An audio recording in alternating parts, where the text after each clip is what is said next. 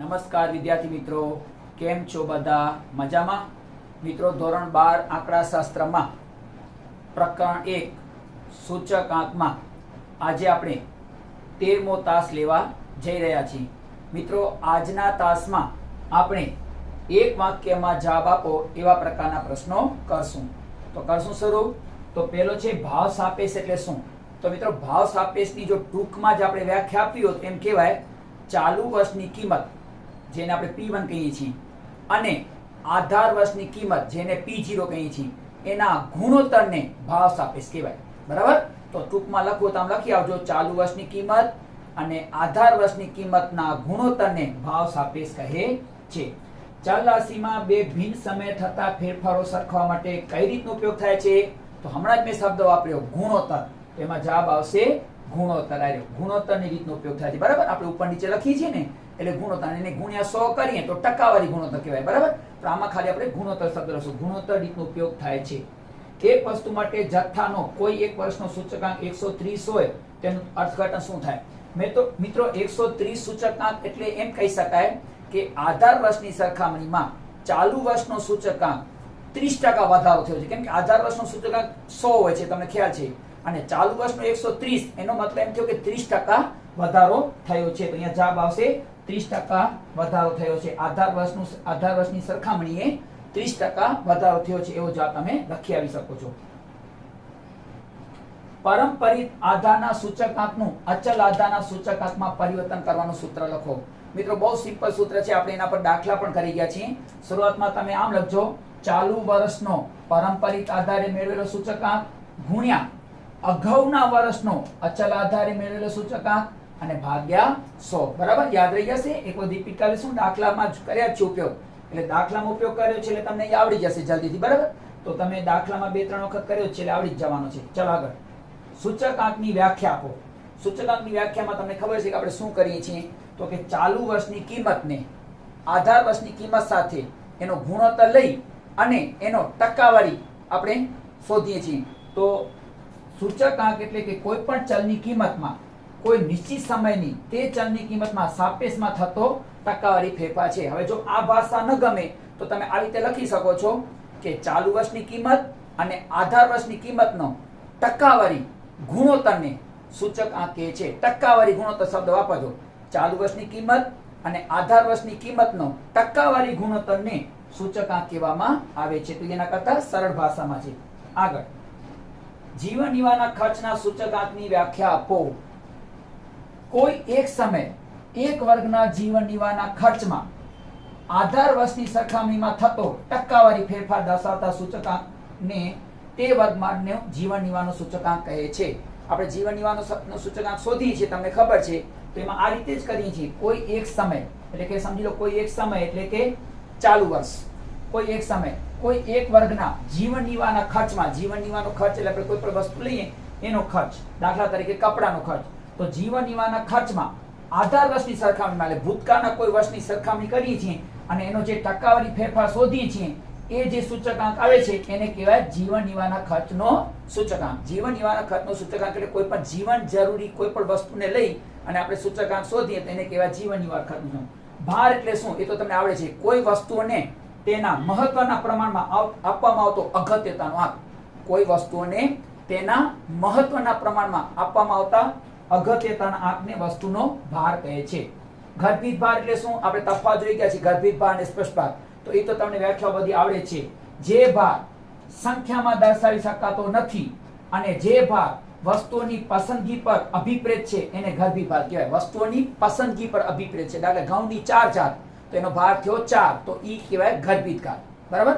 તો ગર્ભિત ભારની વ્યાખ્યા તમને આવડી ગઈ હશે. જે ભાર સંખ્યામાં પણ દર્શાવી શકાતો નથી અને જે ભાર વસ્તુઓની પસંદગી પર અભિપ્રેત હોય એને કહેવાય. અને એ પાછી કેવી છે? પરોક્ષ રીત છે, એ પણ તમને ખ્યાલ છે. સૂચકાંકના અગત્યના મૂળભૂત પરિશ્રમના નામ આપો. મિત્રો, આ પ્રશ્ન બહુ જ અગત્યનો છે, અવારનવાર પરીક્ષામાં પૂછાય છે. સૂચકાંકના અગત્યના મૂળભૂત પરિશ્રમ 2 છે. એક સમય વિપ્યાસ અને બીજો પદ વિપ્યાસ. સમય વિપ્યાસની જગ્યાએ તમે કાળ વિપ્યાસ પણ લખી શકો. સમયને કાળ પણ કહેવાય, એટલે કાળ વિપ્યાસ અને બીજો પદ વિપ્યાસ પરિશ્રમ. ચાલો આગળ જઈએ. 11મો. પરંપરિત આધારનિત સૂચકાંક એટલે શું? તો ઈ તમને વ્યાખ્યા આવડે છે, બરાબર. પરંપરિત સૂચકાંક શોધી છે ત્યારે આપણે શું કરી છે? તો કે ચાલુ વર્ષની ચલ કિંમત અને અગાઉના વર્ષની ચલ કિંમતના ગુણોત્તરને 100 વડે ગુણીએ છીએ અને જે સૂચકાંક મળે છે એને કહેવાય પરંપરિત આધારનો સૂચકાંક. તો તમે સૂત્ર લખી આવશો તો તમને પૂરા માર્ક્સ મળી જશે, બરાબર છે. ચાલો આગળ. ત્યારબાદ 12મો, તેલના ભાવનો સૂચકાંક ₹500 છે. આ વિધાન લખો. તેલના ભાવનો સૂચકાંક ₹500 છે. મિત્રો ઈ વિધાન ખોટું છે, કેમ કે સૂચકાંક તમને ખબર છે એકમ મુક્ત છે, એટલે અહીંયા રૂપિયા લાગશે નહીં. એટલે તમે સાચું વિધાન આમ લખી શકો, તેલના ભાવનો સૂચકાંક 500 છે, રૂપિયા નહીં લખવાના. જો અહીંયા સાચું વિધાન લખેલું છે, સુધારીને ફરીથી લખવાનું છે.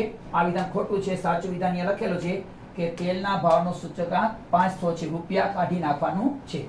ફુગાવાનો દર શોધવા માટે કયા સૂચકાંકનો ઉપયોગ કરવામાં આવે છે અને ફુગાવાનો દર શોધવાનું સૂત્ર લખો. મિત્રો ફુગાવાનો દર શોધવા માટે તમને મેં અગાઉ પણ કહી ગયો છું, જથ્થાબંધના ભાવનો સૂચકાંક શોધવામાં આવે, કેમ કે જથ્થાબંધ ઉપરથી જ ફુગાવાનો દર નક્કી થાય છે. અને એ ફુગાવાનો દર શોધવાનું સૂત્ર પણ બહુ સિમ્પલ છે.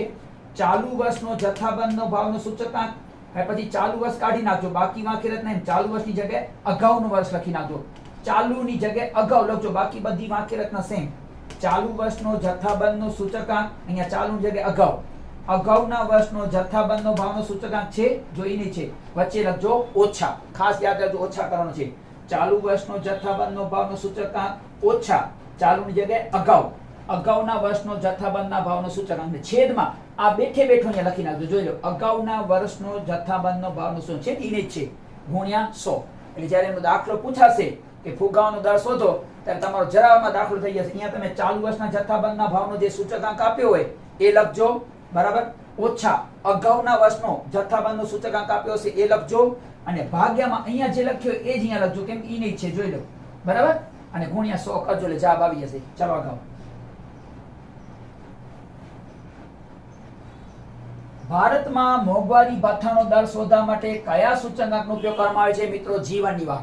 મોંઘવારી નક્કી કરવી હોય કે સરકારને કર નીતિ નક્કી કરવી હોય ત્યારે જીવન નિવાહનો સૂચકાંક ઉપરથી નક્કી થાય છે. જો અહીંયા લખેલું છે જીવન નિવાહ ખર્ચનું સૂચકાંક, બરાબર. ચાલો, અચલ આધારિત અને પરંપરિત આધારિત વચ્ચેનો મુખ્ય તફાવત શું છે? તો તમને ખબર છે અચલ આધારિત છે એમાં ક્યારે પણ આધાર વર્ષ બદલાતો નથી, આધાર વર્ષ અચળ છે.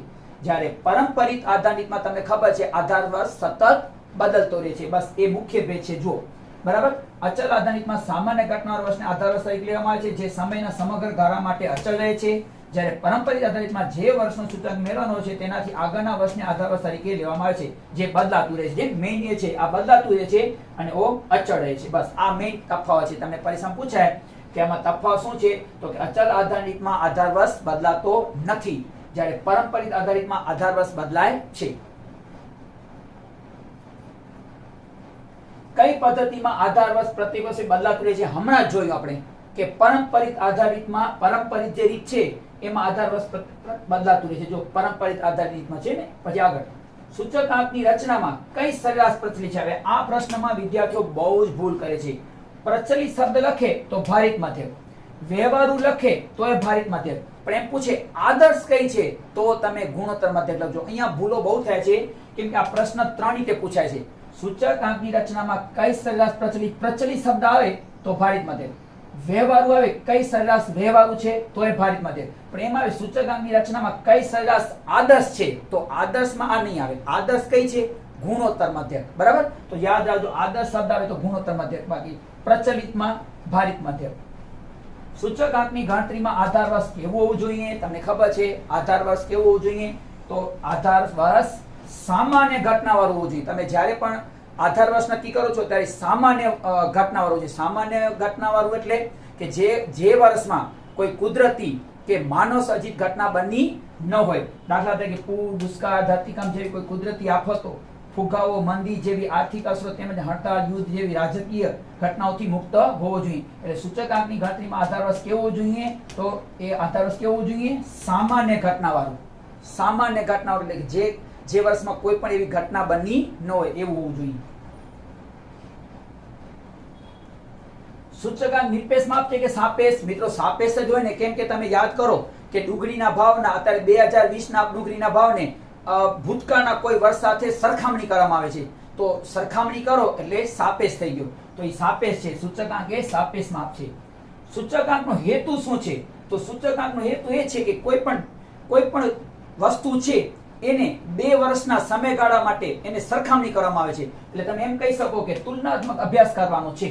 તેનો સૂચકાંકનો હેતુ શું છે કે કોઈ પણ વસ્તુનો તુલનાત્મક અભ્યાસ. દાખલા તરીકે હાલ ઘીના ભાવ છે એ 2020 ના અને ભૂતકાળમાં ધારો કે 2006 માં હવે બે ના ભાવમાં અત્યારે કેટલા ગણો વધારો થઈ ગયો છે એ જાણવું હોય, કેટલા ઘણા ટકાવારી વાળો વધારો થયો છે એ જાણવું હોય તો સૂચકાંકથી જાણી શકો. એટલે સૂચકાંકનો હેતુ એ છે કે તુલનાત્મક અભ્યાસ કરવાનો. ઓકે, આગળ સૂચકાંકની રચનામાં કઈ સરેરાશને આદર્શ સરેરાશના જે હમણાં જ મેં ચોખવટ કરી હતી અગાઉના પ્રશ્નમાં આદર્શ શબ્દ આવશે તો ગુણોત્તર મધ્યક જ લખવાનું છે.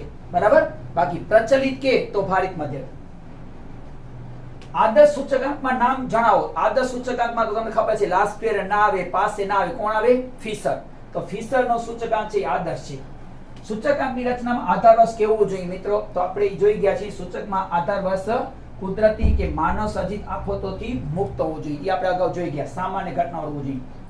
આધાર વર્ષની પસંદગીની રીતો જણાવો. આધાર વર્ષની પસંદગીની 2 રીતો છે, એક અચલ આધારની રીત અને બીજી પારંપરિક આધારની રીત. ઓકે, ચલો આગળ.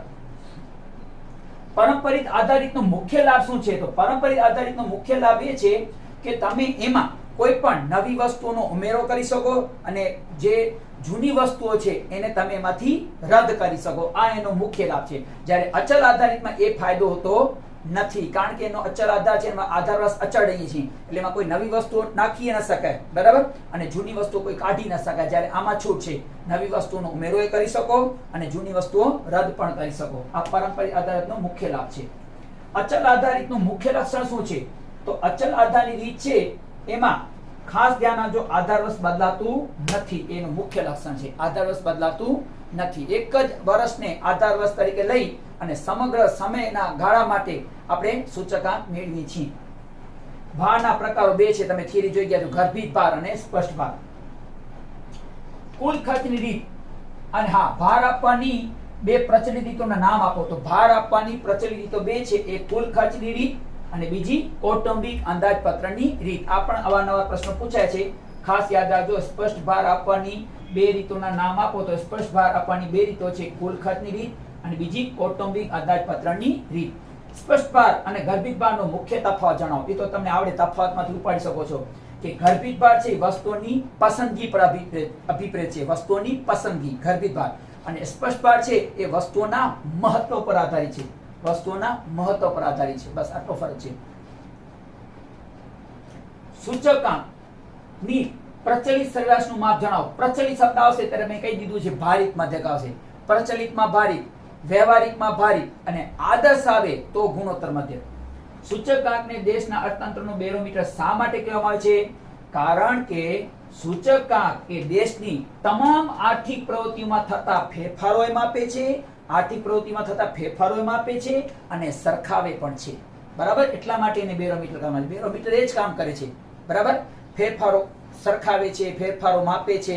બરાબર. તો એટલા માટે એનું નામ આપવામાં આવે છે બેરોમીટર. તો સૂચકાંકને દેશના અર્થતંત્રનું બેરોમીટર શા માટે કહેવામાં આવે છે? કારણ કે સૂચકાંક એ દેશની તમામ આર્થિક પ્રવૃત્તિમાં થતા ફેરફારો માપે છે અને સરખાવે પણ છે, માટે એને બેરોમીટર કહેવામાં આવે છે. સૂચકાંકની રચનામાં આદર્શ, સરેરાશ, સમાંતર, મધ્યક છે. આ વિધાન સુધારીને લખો. મિત્રો, સૂચકાંકની રચનામાં આદર્શ એ સરેરાશ નથી, ગુણોત્તર મધ્યક છે. સરેરાશ સમાંતર નથી. આ સમાંતર શબ્દ કાઢી નાખજો અને એમ લખજો સૂચકાંકની રચનામાં આદર્શ, સરેરાશ, ગુણોત્તર મધ્યક છે. સમાંતર નહીં આવે, ગુણોત્તર મધ્યક છે. બરાબર. ફરી સુધારીને લખી નાખજો, ગુણોત્તર મધ્યક છે. અહીંયા લખેલું છે. આધાર વર્ષનું સૂચકાંક કેટલો લેવામાં આવે છે? 100. તમને ખ્યાલ છે આધાર વર્ષનું સૂચકાંક કેટલું લેવામાં આવે છે? 100. અચલ આધારના સૂચકાંકને પારંપરિક આધાર સૂચકાંકમાં ફેરવાનું સૂત્ર લખો. તમને આવડે છે, આપણે એના પર દાખલા કર્યા છે. ચાલુ વર્ષનો અચલ આધારે મેળવેલો સૂચકાંક ભાગ્યા અગાઉના વર્ષનો અચલ આધારે મેળવેલો સૂચકાંક ગુણ્યા 100. એના પર આપણે દાખલા પણ કર્યા છે. બરાબર.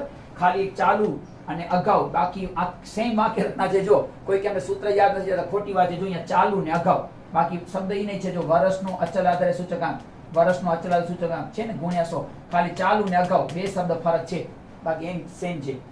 જીવન નિવારના સૂચકાંકની રચનામાં અગત્યના પદો જણાવો. હવે જીવન નિવારના સૂચકાંકની રચનામાં અગત્યના પદો, બરાબર, મેં તમને સમજાવ્યો છે, એક થિયરી કરાવી છે. કૌરવ સભામાં આવો. કૌ એટલે કૌટુંબિક. બરાબર. પછી રચનાનો હેતુ, કૌરવ, વ એટલે વસ્તુઓની પસંદગી, પછી સ એટલે સરેરાશ પસંદગી, ભા એટલે ભારિત પસંદગી, મા પછી એમને એમ છે, આ એટલે આધાર વર્ષની પસંદગી, અને વ એટલે વસ્તુઓની ગોઠવણી, જે આમાં છે નહીં પણ તમને મેં યાદ રખાવી દીધું છે. બરાબર, ચાલો આગળ. જીવન નિર્વાહના ખર્ચના સૂચકાંકમાં ખોરાકના સમૂહમાં ઘઉંની 4 જાત પસંદ કરવામાં આવે છે. તેથી ઘઉંનો સ્પષ્ટ ભાર 4 છે. આ વિધાન સુધા લખો. મિત્રો યાદ રાખજો, જે સૂચકાંક વસ્તુઓની પસંદગી પર અભિપ્રેત હોય એને સ્પષ્ટ ભાર ન કહેવાય, એને કહેવાય ગર્ભિત ભાર. એટલે ગર્ભિત ભાર 4 છે એવું લખવું પડે. એ લોકોએ તમને ડિસ્ટર્બ કરવા માટે લખ્યું છે સ્પષ્ટ ભાર, પણ ખરેખર સ્પષ્ટ ભાર આવે નહીં, એટલે આ વિધાન ખોટું છે. આપણે અહીંયા લખશું ગર્ભિત ભાર. જો અહીંયા શબ્દ છે ગર્ભિત ભાર 4 છે ને, સ્પષ્ટ ભાર ના આવે. બરાબર, આ વિધાન ખોટું છે, અહીંયા ગર્ભિત ભાર આવશે. વાસ્તવિક વેતન શોધવાનું સૂત્ર લખો. બહુ સિમ્પલ છે. વાસ્તવિક વેતન બરાબર વેતન છેદમાં જીવન નિર્વાહનો સૂચકાંક ગુણ્યા 100. એક માસમાં પૂછાય આ તો બહુ સહેલું પડે વિદ્યાર્થીઓને. વાસ્તવિક વેતન શોધવાનું સૂત્ર લખો. તો જ્યારે પણ વાસ્તવિક વેતન શોધવું હોય ત્યારે ઉપર લખજો વેતન એટલે કે પગાર છેદમાં જીવન નિર્વાહનો સૂચકાંક ગુણ્યા 100. કૌટુંબિક અંદાજપત્ર રીતમાં ભાવ સાપેક્ષમાં ભાર તરીકે શું લેવામાં આવે છે? કૌટુંબિક અંદાજપત્રની રીતમાં, હવે કૌટુંબિક અંદાજપત્ર રીતમાં તમને અગાઉ પણ મેં શીખવાડી દીધો છે. એ અહીંયા લખેલું છે, શું લખવામાં આવે છે? વસ્તુ માટે આધાર વર્ષમાં થતું ખર્ચ. આધાર એટલે 0 લેવાય છે, ખબર છે ને, અને ખર્ચ એટલે P. તો P0 યાદ કરો. કૌટુંબિક અંદાજપત્રમાં P0 છેદમાં આવે છે, એટલે આપણે અહીંયા યાદ રાખી લેશું આધાર વર્ષનો ખર્ચ. બરાબર. કૌટુંબિક અંદાજપત્રની રીતમાં ભાવ સાપેક્ષમાં ભાર તરીકે શું લેવામાં આવે છે? છેદમાં શું લેવામાં આવે છે કૌટુંબિક માટે? તો છેદમાં તમે સૂત્ર યાદ રાખો, સિગ્મા IW છેદમાં સિગ્મા W. W એટલે P0 Q0. P0 એટલે કે આધાર વર્ષનો ભાવ. તો અહીંયા એ શબ્દ છે, જોઈ લો, આધાર વર્ષનો ભાવ એટલે ખર્ચ. બરાબર. લાસ્પિયર પાસે ને ફિશરના સૂચકાંક વચ્ચે સંબંધ દર્શાવતું સૂત્ર જણાવો. આવડે છે તમને? આવ્યો. IF બરાબર વર્ગમૂળમાં IL ગુણ્યા IP. ચાલો આગળ. લાસ્પિયર અને પાસેના સૂચકાંકના સૂત્રો જણાવો. એ બંને તમને આવડે છે, એટલે એ જવા દઈએ આપણે, એ તમને આવડે છે. પછી અહીંયા જો, સૂચકાંકની રચનામાં સરેરાશ પસંદગી સમજાવો. સૂચકાંકની રચનામાં સરેરાશ પસંદગી સમજાવો. આ ખાસ સમજો કે સૂચકાંકની આપણે રચના કરીએ છીએ ત્યારે ગુણોત્તર મધ્યક છે એ યોગ્ય સરેરાશ છે. ગુણોત્તર મધ્યક આદર્શ સરેરાશ છે, યોગ્ય સરેરાશ છે. બરાબર. પરંતુ તેની રીત અને ગણતરી અઘરી હોવાથી આપણે વ્યવહારમાં સૂચકાંકની રચનામાં ભારિત મધ્યક પસંદ કરી છે. બરાબર. વ્યવહારમાં આપણે ભારિત મધ્યક પસંદ કરી છે, પણ ખરેખર આદર્શ બરાબર કોણ છે? ગુણોત્તર મધ્યક. પણ એની રીત ગણતરી અઘરી હોવાથી આપણે વાપરતા નથી. આપણે વ્યવહારમાં આ વાપરીએ છીએ, ભારિત મધ્યક. ઓકે, ચાલો આગળ. ભાર આપવાની કુલ ખર્ચની રીતમાં દરેક પરિસ્થિતિમાં સૂચકાંકનું સૂત્ર આપો. તો તમને આવડે છે. ભાર આપવાની કુલ ખર્ચમાં 2 છે. આધાર વર્ષના જથ્થાને ભાર તરીકે લેવામાં આવે. આધાર વર્ષના જથ્થાને આર્યો, આધાર વર્ષનો જથ્થો Q0.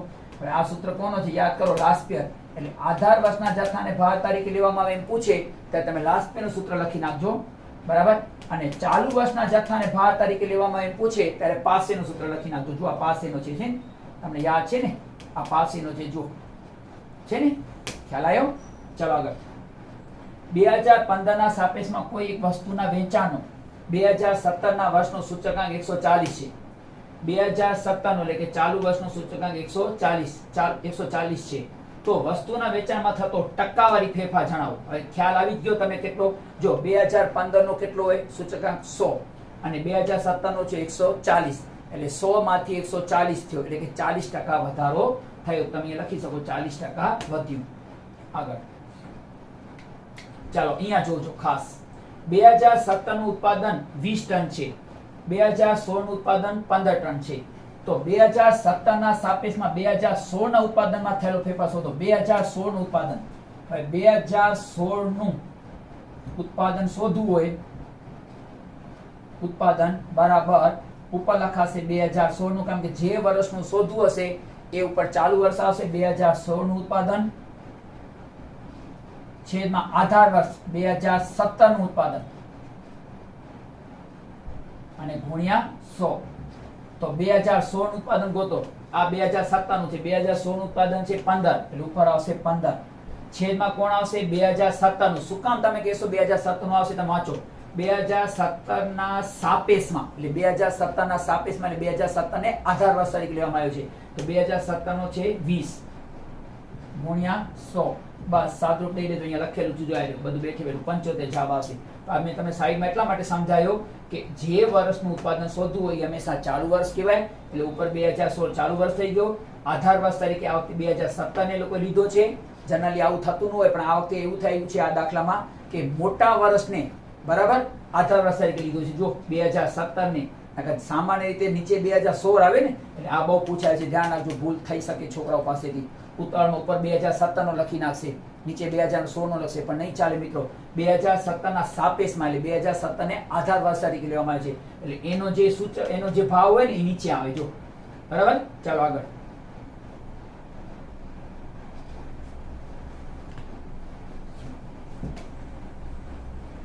બસ આમાં કાંઈ નથી. જો કોઈ વસ્તુના ચાલુ વર્ષનો ભાવ આધાર વર્ષના ભાવથી 3/4 ગણો હોય તો આધાર વર્ષના ચાલુ વર્ષના ભાવનો સૂચકાંક શોધો. હવે આધાર વર્ષનો સૂચકાંક તો 100 જ હોય, એ તો તમને ખબર છે. પણ ચાલુ વર્ષનો કેટલો થશે? તમે સાવ સિમ્પલ ગણતરી છે. 3/4 ગણો એટલે એને 100 વડે ગુણી નાખો, એટલે 300 ભાગ્યા 4. અહીંયા લખ્યું છે જો 300 ભાગ્યા 4 એટલે 75 આવશે. બરાબર, એ તો સિમ્પલ જ છે. જો એક માહિતી માટે સિગ્મા P1 Q0 કેટલા છે? 924 અને P0 Q0 440. લાસ્ટ પેનો સૂત્રાંક શોધો. આ તો તમને આવડે છે, કેમ કે લાસ્ટ પેનો સૂત્ર તમને આવડે છે. બરાબર, પછી P1 Q0 ગોતો. P1 Q0 આયા 924, ઉપર મૂકી દો 924. P0 Q0 ની કિંમત આપી દીધી છે 440 ગુણ્યા 100 કરો, આવી જશે. જાઓ ચાલો આગળ.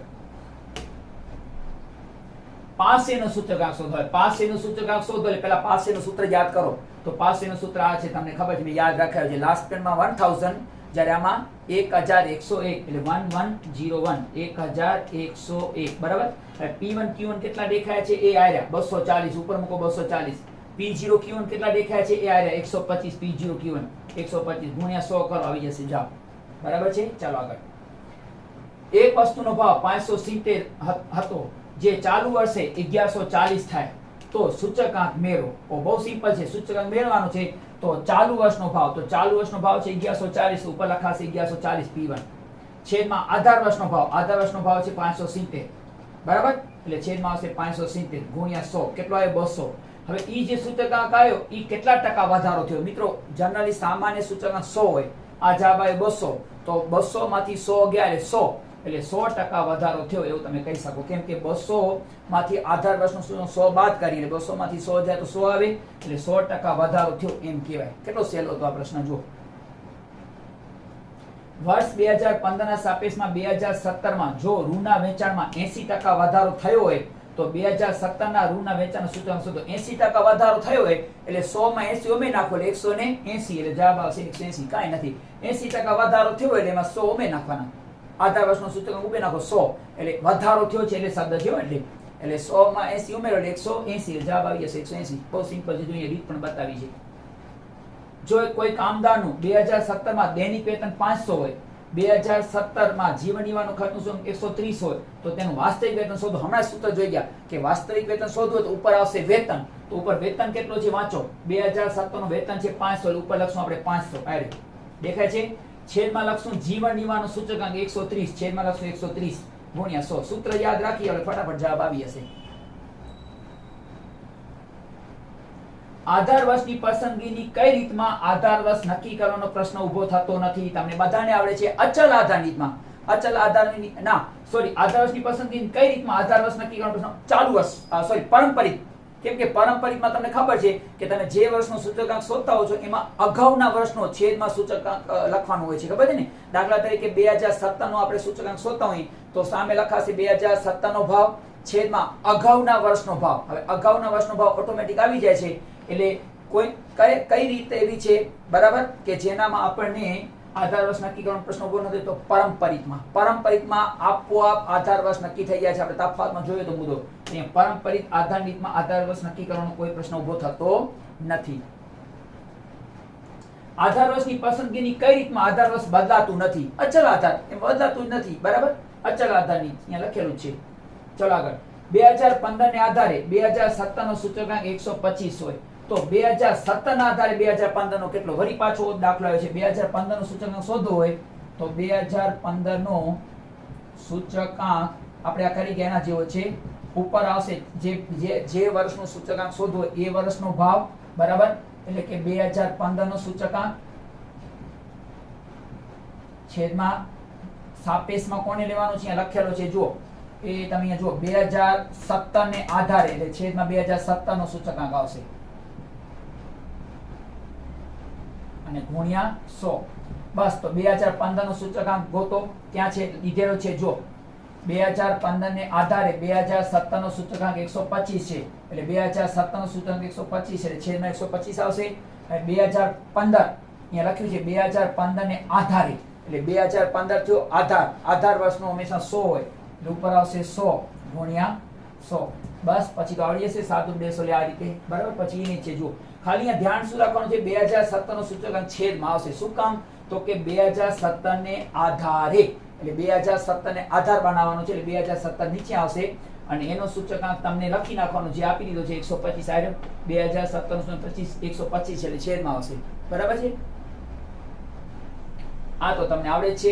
જીવન નિર્વાહ ખર્ચનો સૂચકાંક 200 છે. જો સિગ્મા IW 40,000 હોય તો આધાર વર્ષનો કુલ ખર્ચ શોધો. હવે આ દાખલો પૂછાય ત્યારે આપણે સૂત્ર જાણીએ છીએ, જીવન નિર્વાહ ખર્ચનો સૂચકાંક બરાબર ઉપર આવે સિગ્મા IW છેદમાં આવે સિગ્મા W. જીવન નિર્વાહનો સૂચકાંક તમને આપી દીધો છે કેટલા, 200. તો આગળ આપણે 200 લખશું. 200 શું છે, જીવન નિર્વાહ ખર્ચનો સૂચકાંક આપી દીધો છે 200. પછી બરાબર નિશાની ઉપર સિગ્મા IW આપી દીધો છે 40,000 અને છેદમાં સિગ્મા W શોધવાનો છે. કેમ કે આધાર વર્ષનો કુલ ખર્ચ એટલે કે સિગ્મા W, બરાબર છે. તો ક્લિયર. હવે પછી આને સૂત્ર કરતા કરો, આ અહીંયા આવશે 200 ભાગ્યામાં જશે એટલે 40,000 ને 200 વડે ભાગશો એટલે જવાબ આવી જાય 200, બરાબર. અહીંયા સૂત્ર કરતા કરવાનું છે, અહીંયા આવી જાય 200 છેદમાં આવી જશે એટલે આવી જશે. જાઓ ચાલો પછી 37મો P1 Q0 8 તો લાસ્ટ પેર આવી રીતે દીધો છે તો લાસ્ટ પેર નો સૂચકાંક શોધો. હવે લાસ્ટ પેર ના સૂચકાંકનું સૂત્ર છે IL બરાબર સિગ્મા PQ ગુણ્યા 100. આ તો તમને આવડે જ છે, બરાબર. હવે આપણે લાસ્ટ પેર છે એટલે 1000 લખશું 1000. હવે તમે જુઓ સિગ્મા P1 Q0 તમારી પાસે છે, હા છે. સિગ્મા P1 Q0 છે, કેટલો છે, આટલો. તો આખી કિંમત અહીંયા મૂકી દો 8 P1 Q0 ની કિંમત આખી મૂકી દો 8 P0 Q0 મૂકી દીધી છેદમાં P0 Q0 મૂકી દો, બરાબર, ગુણ્યા 100. આ થઈ ગયા કટ એટલે 8 ગુણ્યા 100 કરો એટલે જવાબ આવી જશે. આયા 8 ગુણ્યા 100 કરશો એટલે જવાબ આવી જશે, બરાબર. કેવી સહેલી છે. આ P1 Q0 ની આ જે કિંમત દેખાય છે આખી ઉપાડી અને એની જગ્યાએ મૂકી દેવાની 8 P0 Q0 છેદમાં P0 Q0 તો છે, આ કટ થઈ ગયા એટલે 8 mm રહી ગયા ગુણ્યા 100 એટલે પછી તો આ જ વસ્તુ આવી ગઈ, બરાબર.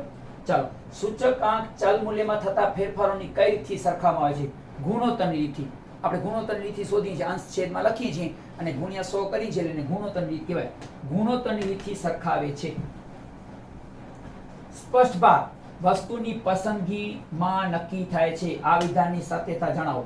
સ્પષ્ટ ભાર છે એ વસ્તુની પસંદગી પર આધારિત છે. શું છે, તો સ્પષ્ટ ભાર એ વસ્તુના વપરાશના પ્રમાણમાં નક્કી થાય છે. મિત્રો, વસ્તુઓના વપરાશમાં સ્પષ્ટ ભારની વ્યાખ્યા તમે જોજો, મેં બોલ્યો છું, વસ્તુઓની મહત્વ અથવા વપરાશ, જે શબ્દ વાપરો વપરાશ અથવા મહત્વ, વસ્તુઓના સ્પષ્ટ ભાર છે ને એ વસ્તુઓના મહત્વ પરથી નક્કી થાય છે, બરાબર. પસંદગી પર નહીં. પસંદગી પર તો ગર્ભિત ભાર થાય છે. ગર્ભિત ભાર છે ને એ વસ્તુની પસંદગી પર નક્કી થાય છે, આધારિત છે. એટલે સ્પષ્ટ ભાર વસ્તુની પસંદગી પર આધારિત નથી, બરાબર. અહીંયા તમે લખજો કે સ્પષ્ટ ભાર વસ્તુઓના મહત્વ ઉપર આધારિત છે. એટલે આ વિધાનની સત્યતામાં એમ લખવું પડે. આ વિધાન પેલા ખોટું છે અને સાચું વિધાન તમે મેં કીધું છે એટલે લખજો કે સ્પષ્ટ ભાર વસ્તુઓના મહત્વ ઉપર આધારિત છે. ચાલો ઉપર. તો મિત્રો, અહીંયા બધા તમારા એક વાક્યવાળા પૂરા થયા. હવે આપણે જ્યારે આપણે તાસ શરૂ કરશું 14મો તાસ, ત્યારે એક બહુ સારા અને મોટા દાખલા છે, એની હું તમને ગણતરી પ્રોજેક્ટર દ્વારા સમજાવીશ, બરાબર. જે ગાઈડમાં છે બેઠા પણ છતાં એનું કેવી રીતે ગણતરી થાય એ હું તમને બરાબર સમજાવીશ પ્રોજેક્ટ દ્વારા. તો ચાલો આવતીકાલે મળીએ. જય હિન્દ, બાય બાય, આવજો, ખુશ રહો.